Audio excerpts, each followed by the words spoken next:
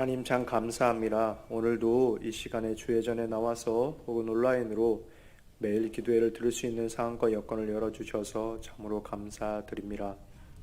우리가 언제 어디에 있든지 늘 언제나 주와 동행하며 주의 말씀 의지하여서 세상 속에 빛과 소금의 역할을 잘 감당하며 살아갈 수 있는 은혜와 복을 내려 주시옵소서. 이 시간에 드려지는 매일 기도회 가운데 흘러넘치는 은혜를 내려 주시옵소서. 감사드리오며 예수 그리스도의 이름으로 기도드리옵나이다. 아멘. 찬송가 301장 부르도록 하겠습니다.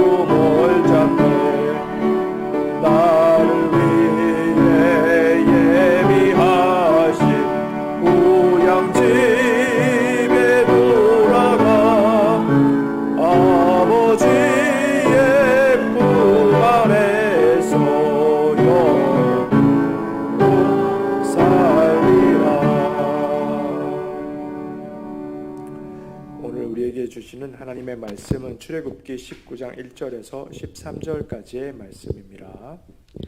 이스라엘 자손이 애굽 땅을 떠난 지 3개월이 되던 날 그들이 시내 광야에 이르니라.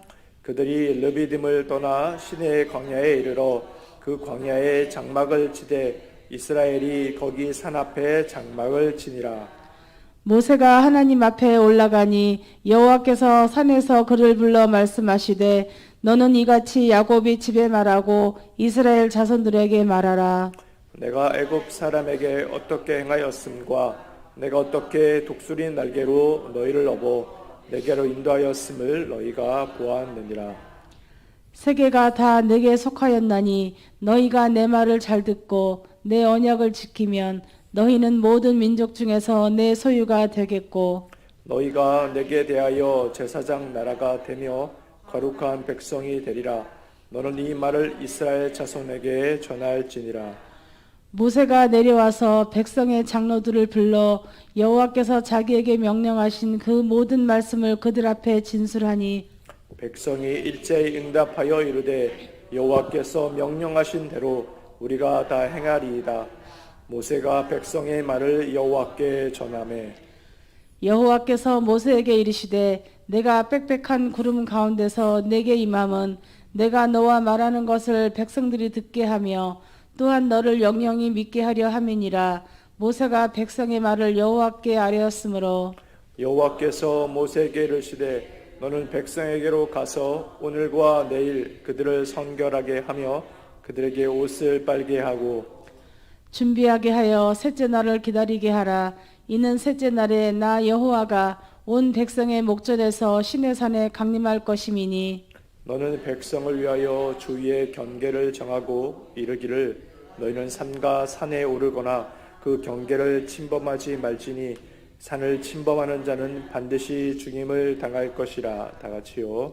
그런 자에게는 손을 대지 말고 돌로 쳐 죽이거나 화살로 쏘아 죽여야 하리니 짐승이나 사람을 막론하고 살아남지 못하리라 하고 나팔을 길게 불거든 산 앞에 이를 것이니라 하라. 아멘.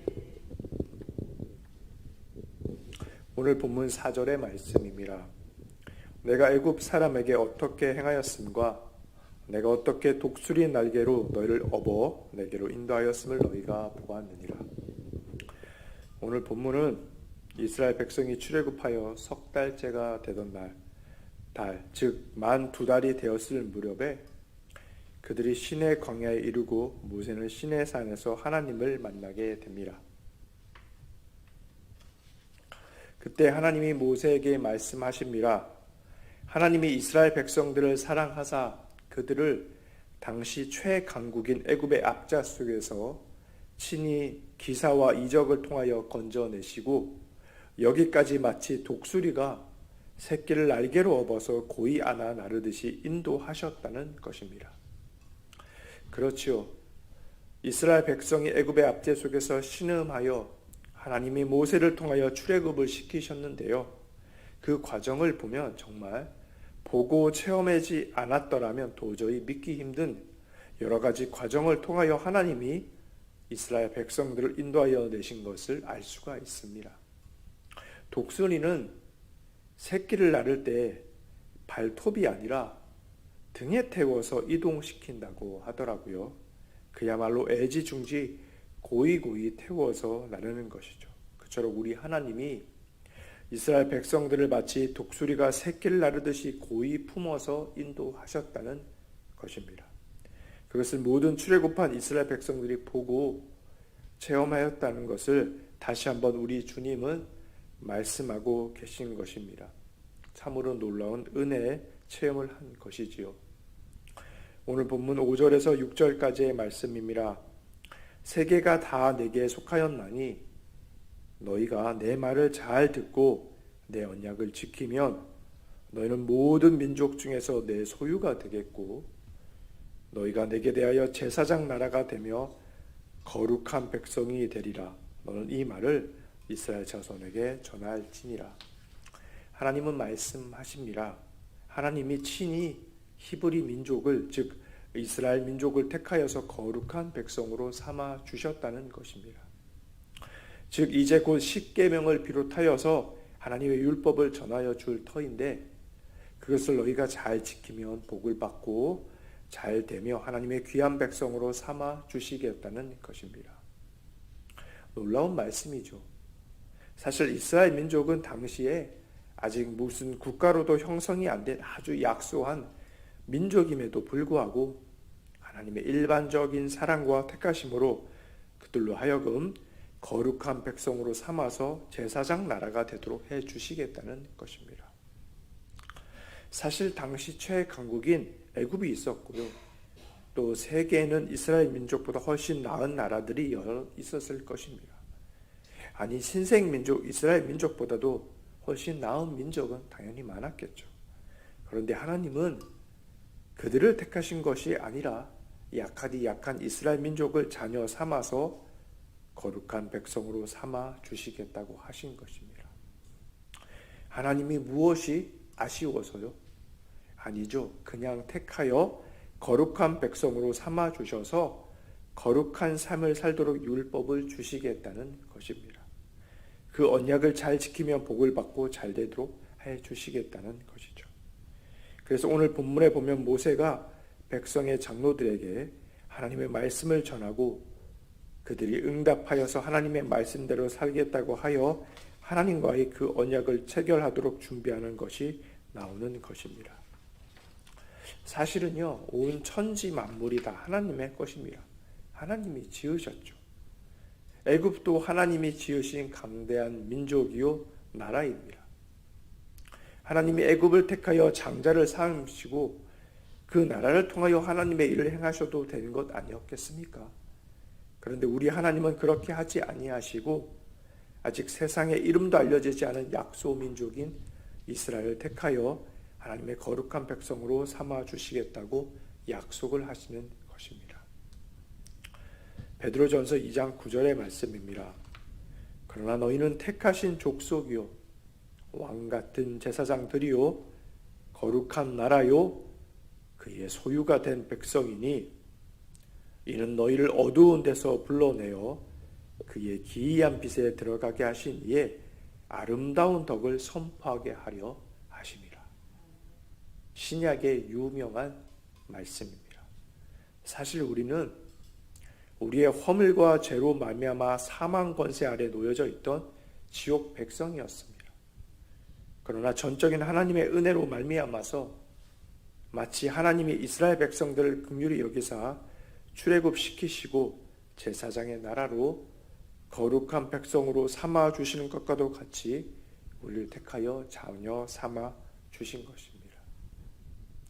우리의 어떠한 공로가 아닌 하나님의 전적인 은혜와 사랑으로 말이죠. 죄와 사망의 권세에 매여 있던 우리를 택하여 불러주신 주님이 우리에게 주님의 아름다운 덕을, 즉 복음을 전하도록 하셨습니다. 그리하여 우리는 이제 율법의 아래에 종노릇 하는 사람은 아니지만 하나님의 전적인 은혜로 말미암아서 택함 받은 구원의 감격 때문에 하나님의 자녀답게 백성답게 살도록 하여서 하나님의 뜻대로 살아야 하는 것입니다. 하나님의 애굽의 압제 속에 있던 그들을 택하여 놀라운 기적으로 구원해 내셨습니다. 그런데 그보다 더 큰 구원의 은혜가요, 바로 죄와 사망의 쇠사슬 아래 놓여 있던 죽을 수밖에 없었던 죄인된 우리가 예수 그리스도의 피 보혈의 공로로 말미암아 사망에서 영생으로 옮겨지게 된 것입니다. 아니, 애굽의 종살이에서 벗어나서 하나님의 독수리 날개 업어 인도하듯 해주신 것이 얼마나 감격이고 놀라운 일이란 말입니까? 그러니까 이제는 하나님의 말씀대로 살아서 하나님의 백성처럼 살아야 되는 것이지요. 그런데 그보다 더한 은혜가 바로 사망 권세에 매여 있던 우리가 하나님의 전적인 은혜로 사망 권세에서 풀려나서 영생으로 자유함을 얻은 것입니다.